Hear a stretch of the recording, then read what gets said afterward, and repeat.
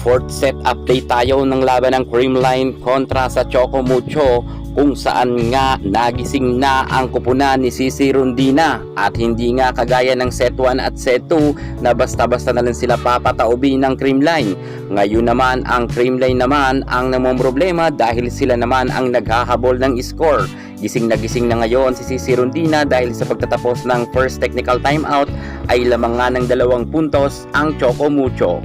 At kanina nga bago magtapos ang second technical timeout ay halos lamang pa nga ng 4 na puntos ang Choco Mucho. Kung kaya nga medyo nagka-error lang ang Titans kung kaya naging tie ang kanilang score, at dahil nga dikit na ang kanilang scores ay napa-time out na nga dito si Coach Dante Alinsunurin. Alam na kasi natin ang mangyayari kung hindi siya magpapa-time out, baka mamaya ay bumulusok na naman ang score nila at maungusan sila ng Creamline.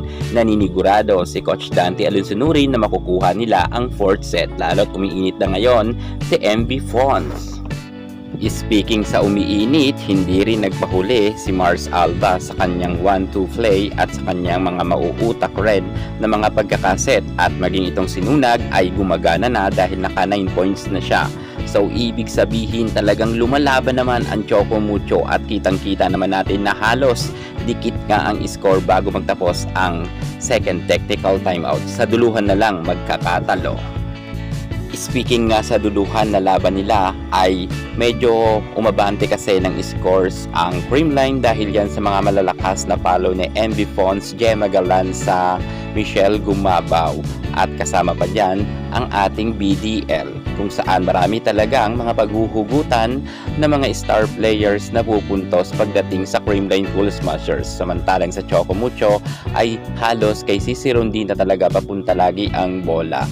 Okay naman sana dahil medyo nakadikit sila pagdating sa duluhan na laban, pero napako na nga dito sa score na 20 ang Choco Mucho at hindi na nga sila nakapalagyan dahil nga pag-serve ni Michelle Gumabaw ay nag-spike nga ang nasabi nating si Honey Rose Tubino at hindi nga ito pumasok sa Creamline.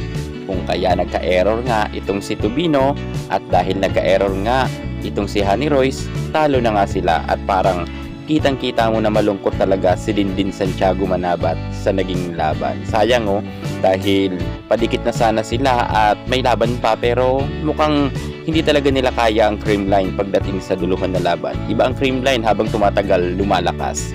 Ang Choco sa 4th set medyo humina na kaya natalo sila. Congratulations, Creamline Pool Smashers!